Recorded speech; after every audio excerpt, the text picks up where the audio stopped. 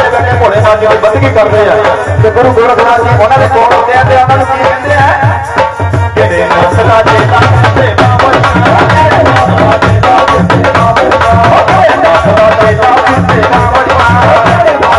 नासले बाबा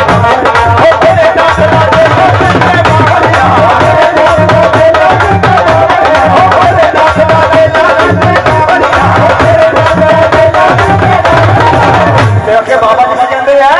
मैं तो करे दा दिला से बाबा